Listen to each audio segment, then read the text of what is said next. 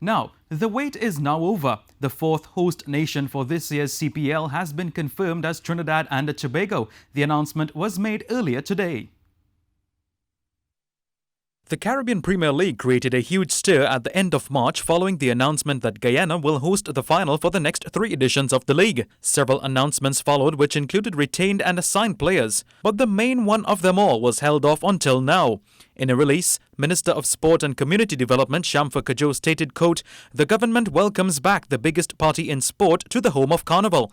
The major change this year sees the return of fans under COVID protocols back in the stands." End quote. On hearing the news, one fan from the sister isle of Tobago, Marcus Daniel, had this to say. Yeah, it's such fantastic news hearing that Trinidad and Tobago was announced today as one of the 4 venues for this year's CPL.